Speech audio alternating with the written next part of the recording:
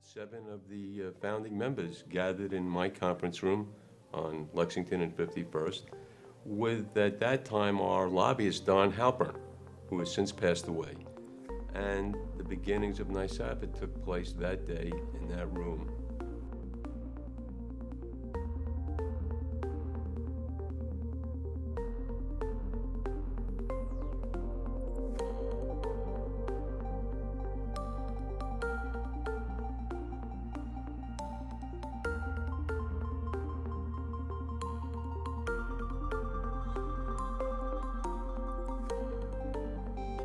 Over the years, our members have become leaders in the affordable housing industry, some growing their business in New York and others expanding into other parts of the country.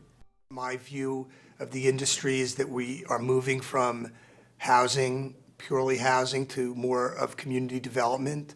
So we should be looking towards ancillary development actions that come along with affordable housing in emerging neighborhoods, such as retail services, food, education, security, open space, infrastructure, all things that sort of incorporate the development of affordable housing.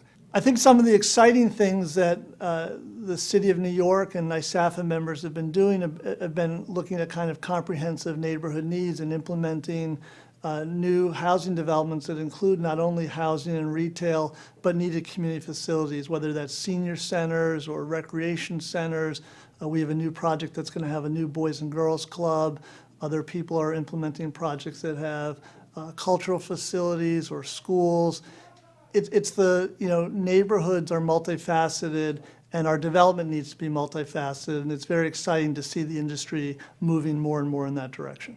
Not only have our members built thousands of units of affordable housing, mixed income affordable housing, but they've really changed neighborhoods and communities across the city.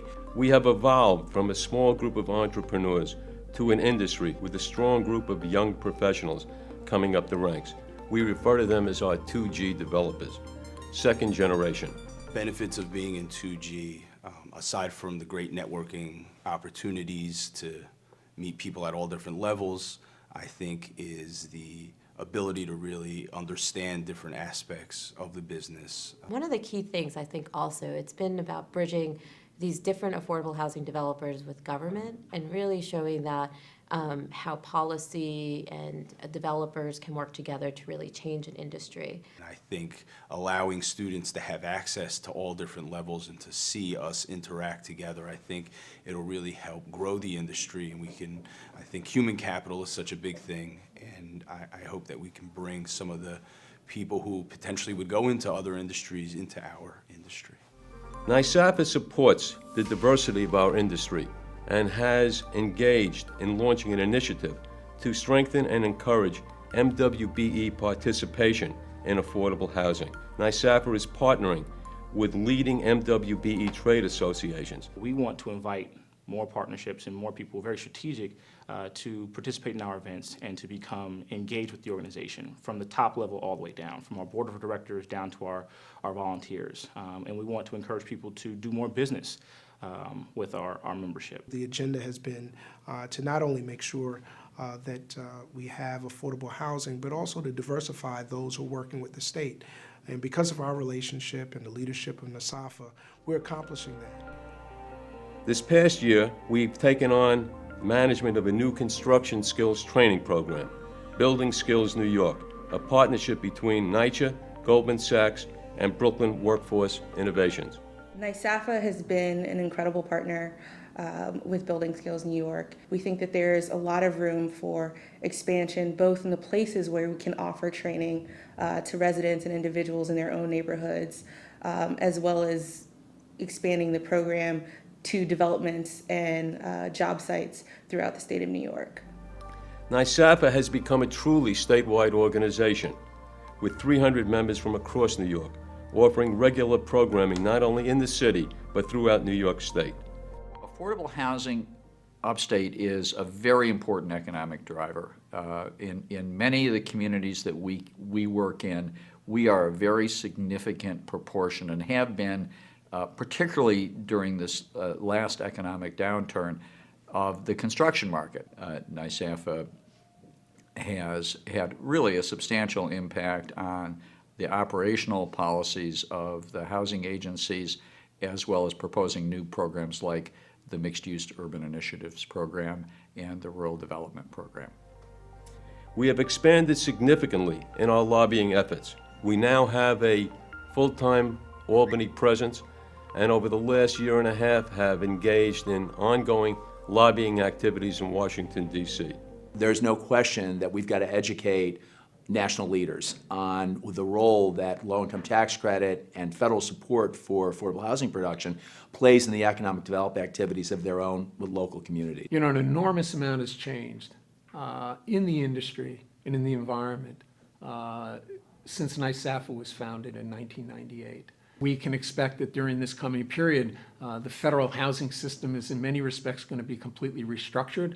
Fannie and Freddie will be supplanted by new entities, one would expect. And locally, you know, there are new issues that confront us.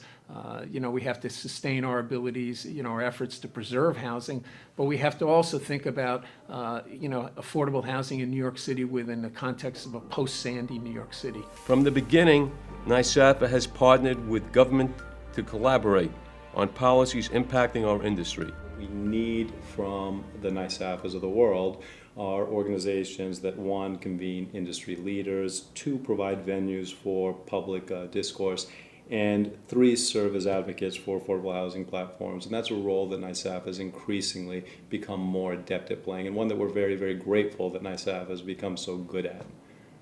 Over the last couple of years, we had commissioned a number of studies. One of them looked very closely at the economic impact across the state and found that we have a $3 billion direct and indirect impact.